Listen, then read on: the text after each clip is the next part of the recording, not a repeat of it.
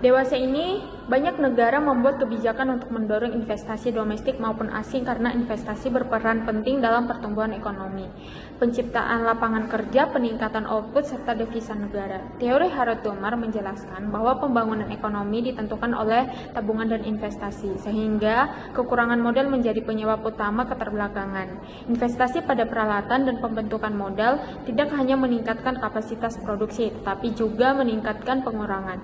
Jika investasi lebih kecil dari penyusutan modal, perekonomian cenderung stagnan, bahkan dapat mengalami stagflasi. Dalam konteks ini, pasar modal memiliki fungsi penting, yaitu sebagai sumber pendanaan usaha, sarana masyarakat, dan untuk berinvestasi pada instrumen keuangan. Namun setiap investasi selalu terkait dengan return dan risiko. Menurut teori portofolio modern Markowitz, risiko dapat diperkecil dengan pembentukan portofolio yang efisien.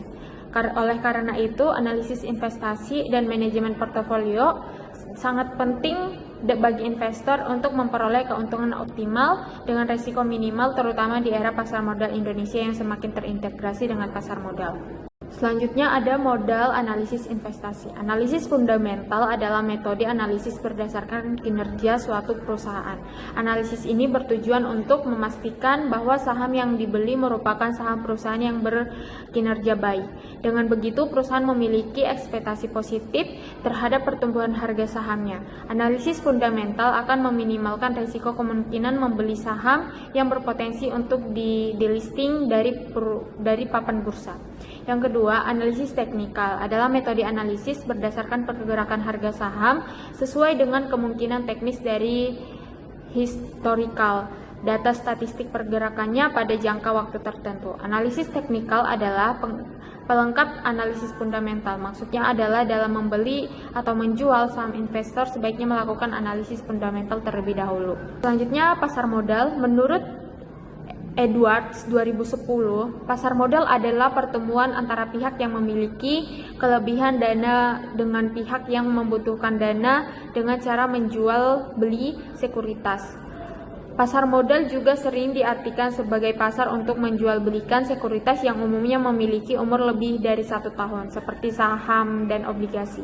Sedangkan tempat di mana terjadinya jual beli sekuritas tersebut di bursa efek, yaitu menurut Undang-Undang Nomor 8 Pasal 1 Butir 4 1995 tentang pasar modal menyatakan bahwa bursa adalah pihak yang menyelenggarakan dan menyediakan sistem atau sarana untuk mempertemukan penawaran jual beli efek pihak-pihak lain dan tujuan perdagangan efek di antara mereka. Saham menurut Edwards 2007, saham merupakan surat bukti kepemilikan atas aset-aset perusahaan yang menerbitkan saham. Semakin besar saham yang dimiliki, maka semakin besar pula kekuasaan pemilik saham untuk dalam perusahaan. Portofolio. Pakar keuangan saham Ellen May mengungkapkan, portofolio secara sederhana bisa disebut pengumpulan aset investasi, bisa berupa properti, deposito, saham, emas, obligasi, atau instrumen lainnya. Selanjutnya, retum realisasi. Pengambilan yang sudah benar-benar kamu dapatkan dari hasil penjualan atau pencairan investasi. Jenis retum ini merupakan angka konkret yang bisa kamu lihat di rekening atau laporan investasi setelah kamu menutup posisi. Misalnya, ketika kamu menjual saham dengan harga yang lebih tinggi daripada saat kamu membelinya. Selisih harga tersebut adalah retum realisasi yang sering menjadi acuan untuk mengukur kesuksesan investasi dalam jangka pendek. Rumus retum realisasi yaitu RT atau realisasi pengambilan sama dengan PT atau harga investasi pada periode saat ini dikurang harga investasi pada periode sebelumnya ditambah dividen dibagi dengan harga investasi sebelumnya.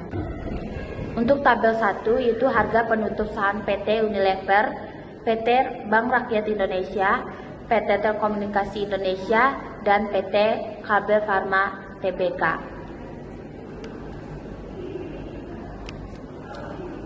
Dan selanjutnya untuk tabel 2 itu rekapitulasi retum realisasi pada periode Januari 2013 sampai April 2017 pada PT Unilever, Bank Rakyat Indonesia, PT Telekomunikasi Indonesia, dan PT Kalbe Farma Tbk. Dan selanjutnya retum ekspektasi. Jenis pengambilan ini merupakan prediksi atau harapan mengenai beberapa besar keuntungan yang mungkin akan kamu peroleh di masa depan dari suatu investasi. Retum ini didasarkan pada analisis, proyeksi pasar, dan kinerja histori aset yang kamu pegang. Meskipun retum ekspektasi belum tentu akurat, namun sangat membantu dalam perencanaan investasi jangka panjang dan penentuan strategi diversifikasi portofolio. Retum ekspektasi saham dari masing-masing emiten dapat dicari dengan memperhitungkan data-data retum realisasi yang telah dihitung sebelumnya.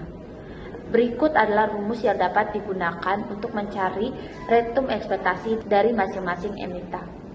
Berikut rumus retum ekspektasi IR atau retum ekspektasi sama dengan N jumlah skenario sigma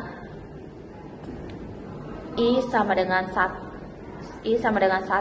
dikali RI atau retum skenario dikali PI atau probabilitas skenario. Berikut adalah total retum ekspektasi dari beberapa saham. Yang pertama itu retum ekspektasi saham PT Unilever,